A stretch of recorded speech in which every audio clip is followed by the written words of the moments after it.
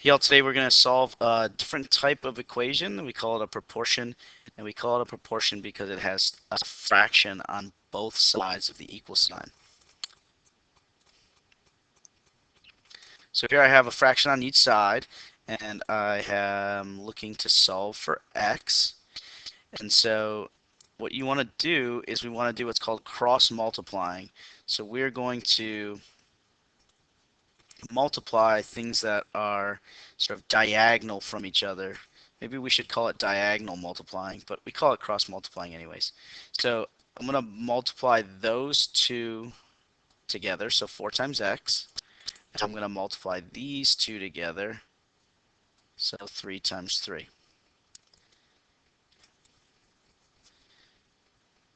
So 4x is just 4x, and 3 times 3 is 9.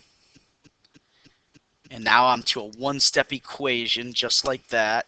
And this is 4 times x, so I want to divide by 4. And then those will cancel.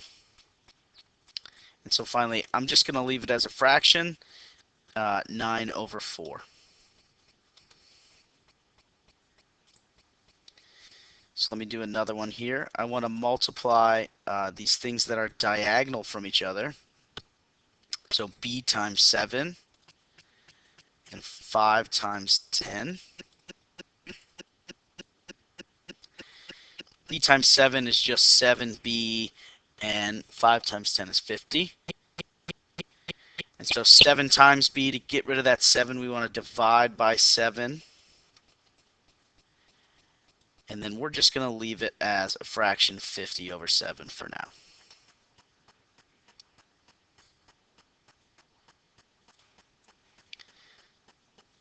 I'm going to do one more before I set you free to try one of your own. Multiply these things that are diagonal, and I do recommend you circling them like I am. Maybe circle one pair and then leave the other pair uncircled so you know which ones to multiply together.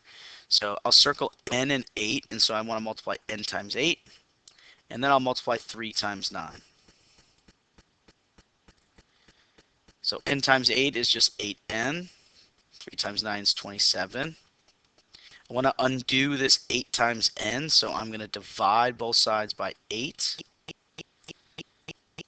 And then I will leave this as a fraction.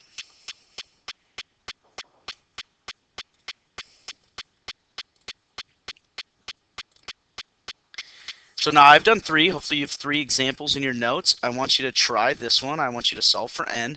So pause the video, solve this proportion, and then press play to see if you did it correctly.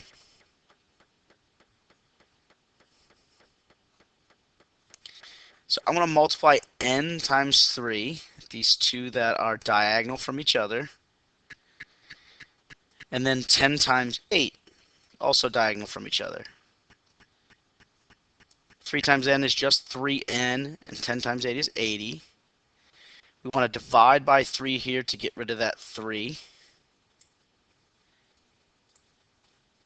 And then we can just leave it as a fraction, 80 over 3. You could get a decimal, but for now we'll just leave it as a fraction to avoid any rounding or anything like that.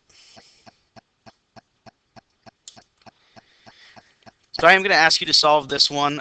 Please wait for the multiple choice questions and make sure you answer them. They'll be in reference to this question. So make sure you watch the video the whole way through so that you can answer those multiple choice questions.